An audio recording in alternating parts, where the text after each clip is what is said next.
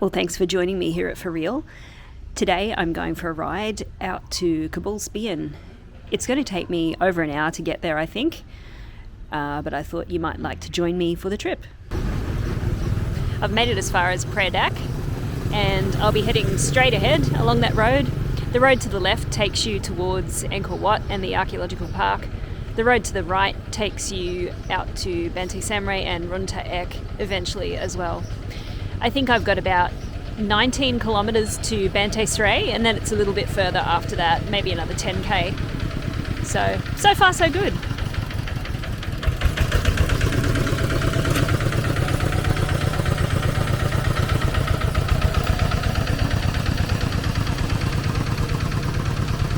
Well, the going has been good so far, but the road ahead has turned to dirt. I'm not sure how long this dirt section will be, but yes, my hopes of it being nicely bitumened all the way have been dashed. Well, it might be dirt, but it's quite smooth. Not too bad at all, really. I'd say I'm about 5 kilometres north of Predak right now.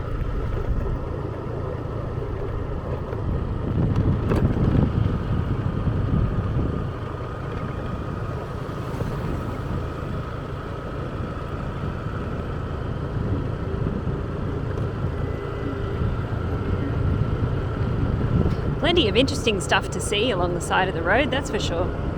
And strangely, or maybe expectedly, I don't know, there's a lot of development out here too. I mean, who's going to live in there? They're making a bore. It's just so weird.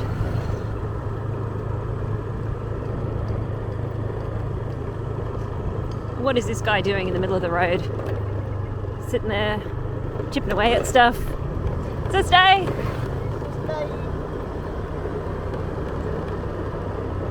No idea what he was doing. Okay, we're back to the bitumen. Here we go. Transition.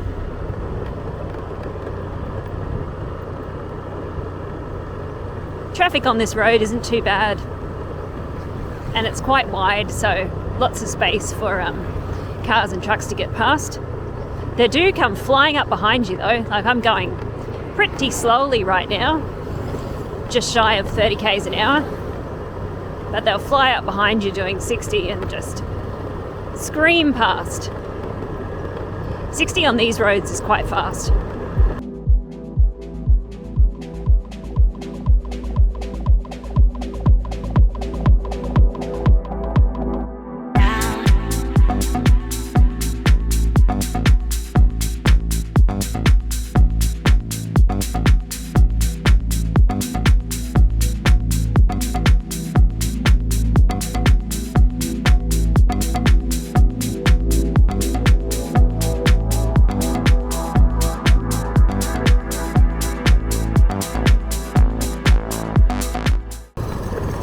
Kbal Spean is a good place to visit in the dry season, and when we get there I'll show you why. There are some places that are much lovelier in the wet season, and all the waterfalls and things obviously better in the wet season or directly after the wet season, but some things are better to see in the dry season in terms of access and roads and things like that, and visibility. I reached the fork in the road, so to the left is Banteay Samray, but I'll be going to the right. There we go. Phnom Kulen. This way. So, Kulen Mountain is not included in the Angkor Pass, but the place that we're going in the foothills of Kulen Mountain is. The sun hasn't come out in full force yet. I expect it will before we get back. I anticipate that it's going to take all morning for this ride out and ride back. I've been on the road for nearly an hour, I think. Getting on for that anyhow.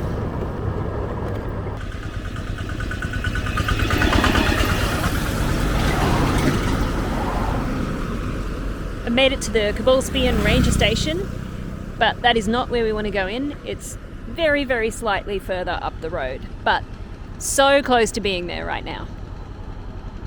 Oh, this lady just came off her bike in front of me. She had a child as well, but they seem to be okay. I've got the bike back up. So, doesn't look to be too bad, but still always awful to see. This building is apparently a homestay, probably long defunct, I would think. But good news is that I have reached the turnoff. Wow, how lovely is this? It feels quite a bit cooler in here too. Seeing that woman come off really shook me up a bit actually. I was so glad she was okay. One of the other women came out immediately and she had some kind of blades of grass in her hand that she kind of ripped up into tiny pieces, and she sort of started saying something like a prayer or something and dropped them on the baby's head, or the child's head that was on the bike and had come off. I'd never seen anything like that before. It's always funny when you get to these places in the middle of nowhere and there ends up being heaps of people. We'll see. It's very quiet out here. There's a few stalls. Toilet facilities are fantastic. 3 cars there and my bike. Here's our trusty Apsara marker, Kbal Spean, early 11th century. This is going to be fun.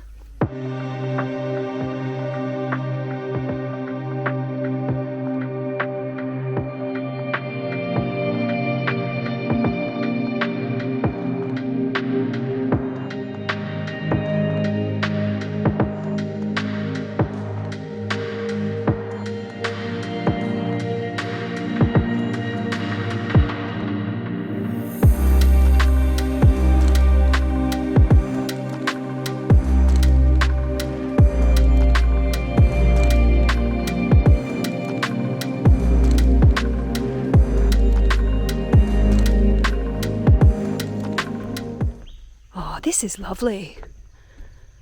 Beautiful place. Look at this. I think we have a little hike of about 1.5 kilometres, going by the sign there, to get to the top.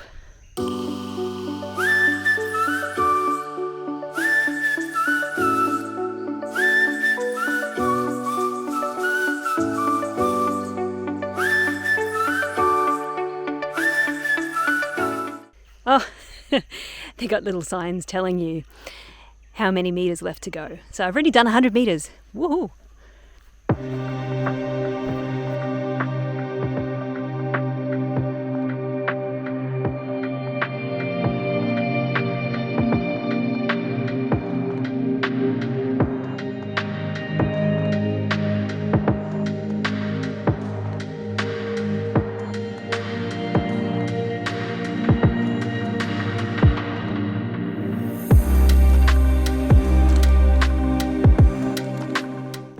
It's pretty much a rock scramble in places.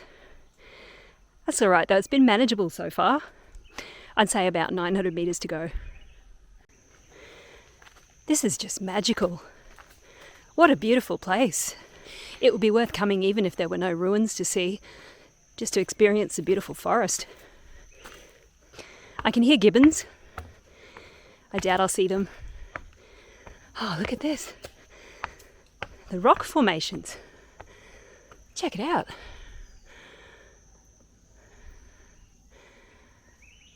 All right, I'll see you at the top. I've just passed the people from the cars at the bottom. They were stopped at a bit of a lookout down there. So I'll stop at the lookout on the way back and they'll have gone and I'll have it to myself. Little huts where you can take a load off on your way, and 700 metres. So over halfway now. It's very humid, as you'd expect in this kind of environment. Not particularly hot, but it's the humidity that kills you. Sweat is trickling at a rate of knots right now.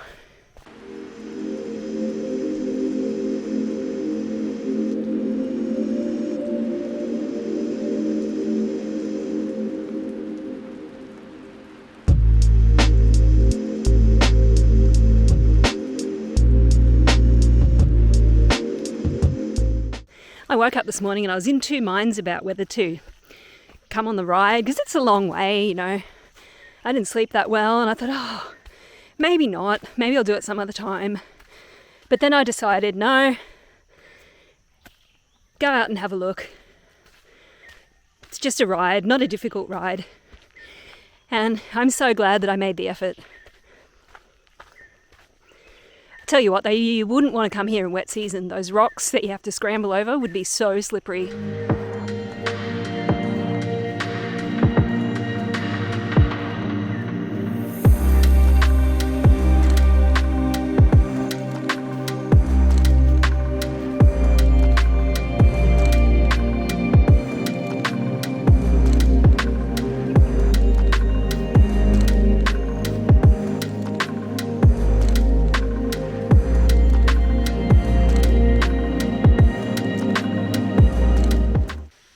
I've taken a side trail. I'm not sure whether there's anything to see here. I can hear water flowing. Just have a little explore before we get back to the main trail. Oh, look, it's a waterfall. I didn't expect there to be any water flowing, given how far we are into the dry season. Look at this squeezy little section of the path to get in here between the tree and the rock. Look at these roots on the ground. You really have to be looking where you're going. Otherwise, you could very easily take a tumble in here. Oh my goodness, I look like a drowned rat right now. There's a 200-metre sign, an arrow telling us that we need to go to the left. There's another sign over there saying, please respect the natural environment. And a rubbish bin, which is awesome to see. 200 metres. That's not far at all. Look at that branch. Have you ever seen anything like that? How strange. Ah, hello 100-metre sign. It's good to see you. Should be almost in sight now.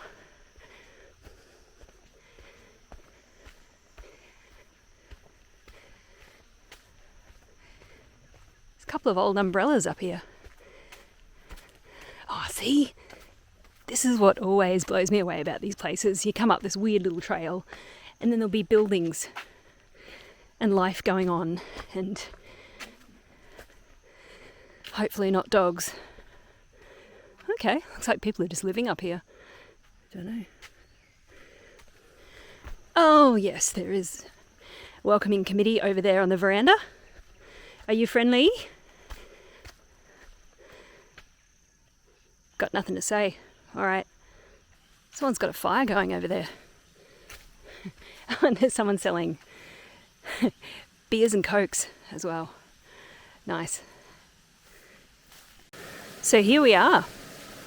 I guess this water that's flowing here is the source for that waterfall that I saw just before, but you can see there's all sorts of carvings on the rock face in front of me. I think if I go around the other side, I'll be able to get a bit of a better look. Let's see, you can see them just there as well. Beautiful. There's a guy sweeping leaves here. Yeah, lots of things going on. I expected it to be quite deserted up here, but it's certainly not. Look at that twisted up tree there. Wow, more carvings on this side that you can see.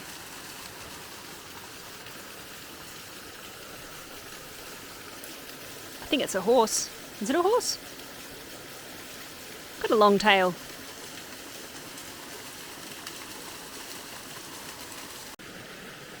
There's a reclining apsara or goddess, I'm not sure.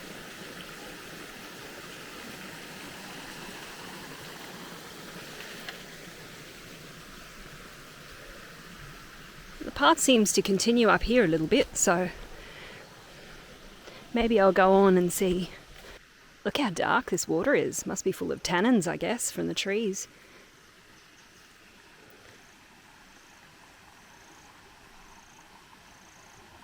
This is quite a big site, actually. There's a bit to see. Here's some of the carvings under the water. Now, as you can imagine, the amount of water that comes through this place in the wet season would be enormous, and it would be running really quickly, so it would be incredibly difficult to see these carvings if you come in wet season. So this is definitely a dry season place. But you can see the Lingas go all the way down there.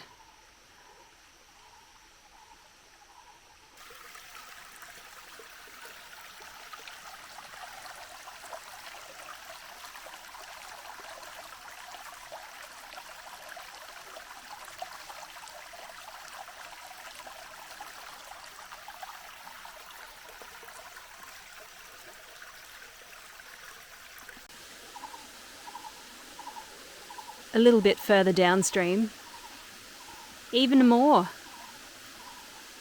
And can you see in the rock above the water there's carvings as well? I'll move around a little bit and see if I can get a better view of that. There's signs here saying no picnicking along the riverbank. I guess that would create rubbish that they don't want to have to deal with. Just beautiful.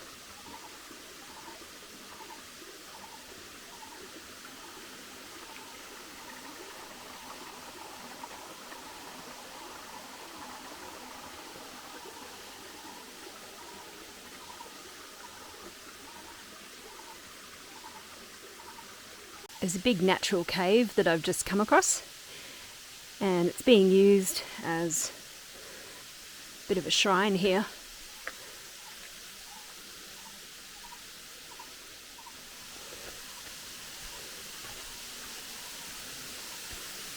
If you can see over the other side, there's people in hammocks over there.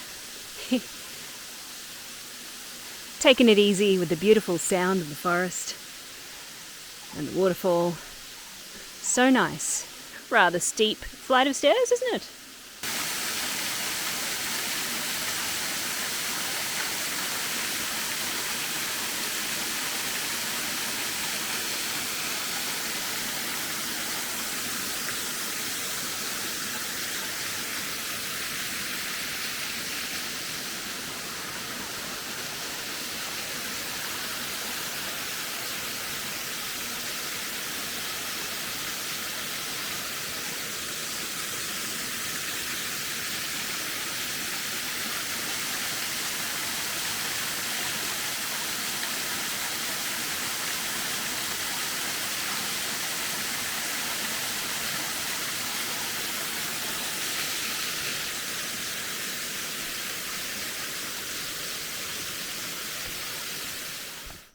I just ran into some more people on the way up.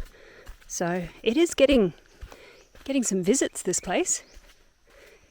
But yeah, look at that. Imagine this one in the wet season.